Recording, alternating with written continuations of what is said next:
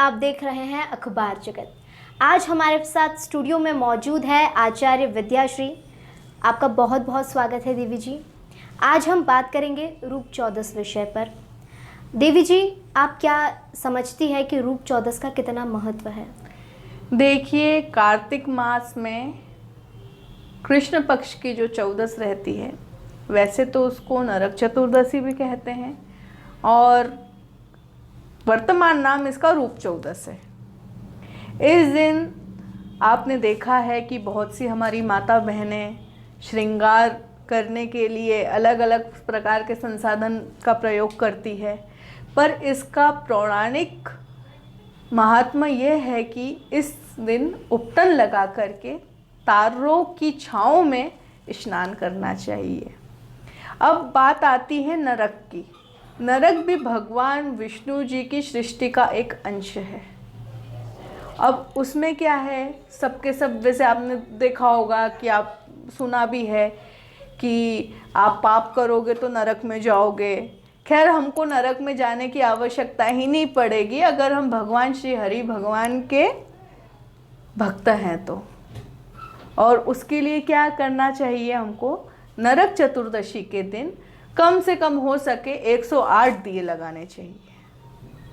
कोई भी भगवान विष्णु जी का मंदिर हो, अपने घर में हो, और वह भी नरक क्या पूर्ण रूप से काला है, तो वो काला समय कब रहता है? एक तो सूर्योदय के पहले और सूर्य अस्त के बाद। आप इस समय, दोनों समय आप प्रकाश करिए वातावरण को और भगवान विष्णु जी का पूजन अर्चन करें। और उस समय अगर हम उपटन लगाएंगे ना, तो हमारे पूरे शरीर पे, हमारे रूप में निखार आएगा। देखिए, एक नई नवेली दुल्हन को निखार लाने के लिए 2 दिन पहले उसके घर में हल्दी का आयोजन होता है, हल्दी की रस्म होती है, हल्दी लगाई जाती है, तो उसको निखार आता है। अगर हम यही प्रक्रिया रूप चौदस पे करते हैं तो क्या होता है? दिवाली तक हमारे मुख पे निखार आ जाता है।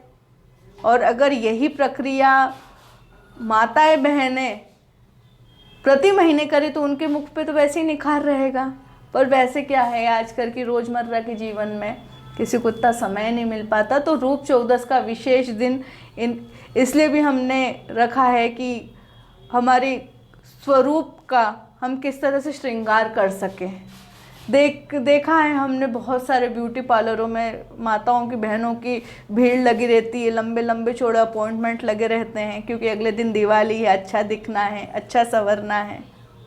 पर देखिए, पौराणिक महात्मा तो यही है, आप उपटन बनाएं, और उपटन भी चंदन का, बेसन का, मलाई का, तेल का, इनका बना करके उसका प्रयोग करें, पूरे शरीर पे लपेट के रखें। और फिर सुबह भोर में जब तारों की छाँव हो, उसी समय स्नान करें उपटन लगाने के बाद। और बस जब तक अंधेरा है, जब तक भगवान के सामने दीपदान कर दें, तो वह नरक बैकुंठ में बन जाएगा। भगवान श्री हरि वहाँ पे प्रकट होंगे और आपको शुभ आशीष देंगे। ये मैं कहना चाहूँगी, जैसे ही ये नरक चतुर्दशी, वैसी एक बैकुंठ चतुर्दशी भी आती है, वह शुक्ल पक्ष में आती है। पर जो रूप चौदस है, रूप चौदस के दिन नरक चतुर्दशी का संबंध ही यही है कि हमको नरक जैसे काले नहीं रहना है, हमको सजे धजे रहना है। इसलिए हमको श्रृंगार करना, संवरना इसमें अनिवार्य होता है। जी देवी जी, आपसे मैं एक सवाल ये करना चाहूँगी कि जिस तरह से हमारे भारत में हम कह सकते हैं कि एक सुंदरता की परिभाषा, एक परिधि तय कर दी गई है कि अगर रंग गोरा है तो सुंदरता है, और अगर रंग काला है तो उसे थोड़ा सा हीन भावना से देखा जाता है कि नहीं, ये सुंदरता में नहीं आती है। तो क्या इसमें हम ये कह सकते हैं कि रूप चौदस जो है कहीं ना कहीं इस चीज़ को थोड़ा सा बढ़ावा दे रही है? देखिए, रूप चौदस के लिए मैं कहना चाहूँगी कि एक थोड़ी सी पौराणिक कथा है राजा च्यवन ऋषि की। च्यवन ऋषि बहुत सालों की तपस्या में वह पूर्ण रूप से वृद्ध हो गए थे। और उनके शरीर पे झुर्रियाँ पड़ गई थी और जो उनकी आंखें हैं ना दोनों वो मणियों जैसी चमक रही थी। वहीं पे एक राजा की कन्या आई जिसका नाम था सुकन्या। उसने एक तिनका लिया और उस दोनों मणियों को फोड़ दिया, पर उन्हें यह बोध नहीं था कि अंदर इसके कोई ऋषि बैठ करके तपस्या कर रहे हैं। जब राजा ने यह अपनी पुत्री का कृत्य देखा तो उन्होंने क्या किया, अपनी पुत्री का विवाह च्यवन ऋषि से करवा दिया। वह च्यवन ऋषि की सेवा करी, पर समय अनुसार जो अश्विन कुमार थे, जो देवताओं के वैदराज थे, ये आए और उनको पूर्ण रूप से यौवन कर दिया। पर देखिए इसमें भी कथा हमारी पौराणिक है।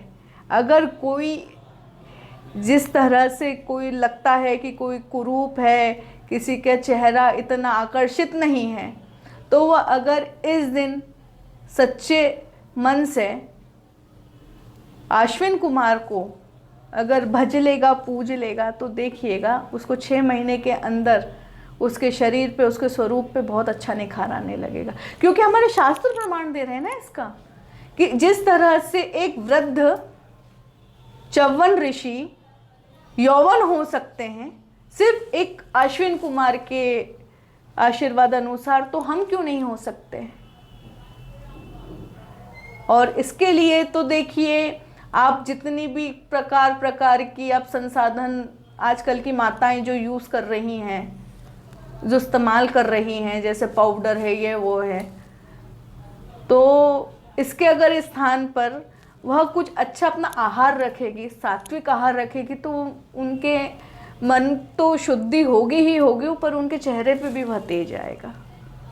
जी, मतलब ये जो हम बात कर रहे हैं ये सिर्फ गोरेपन की बात नहीं है, ये ग्लो की बात है जो अंदर से आता है। हाँ, वो अंदर से तभी आ पाएगा जब आप अच्छा आहार लेंगे, अच्छे फल लेंगे, दूध लेंगे, आप व्रत करेंगे। व्रत में भी ऐसा नहीं है कि व्रत भी आवश्यकता होती है। आपका जो पेट है एक मशीन की तरह है, चलते रहेगा चलते रहेगा चलते रहेगा, तो उसको भी तो थोड़ा विश्राम होने की आवश्यकता है। आप एक अगर बाइक अगर आप शोरूम से उठाते हैं, आप उसको यहाँ से प्रारंभ करेंगे, अगर आप सीधे अगर कन्याकुमारी तक जाएंगे तो बीच में तो ख़राब हो जाएगी। उसमें भी तो उसको आहार प्रत्याहार रुकावट की आवश्यकता रहती है ना। तो वैसे ही हमारा शरीर है। बहुत बहुत धन्यवाद आपका देवी जी। आप देखते रहिए अखबार जगत। कल फिर मिलेंगे एक नए टॉपिक के साथ।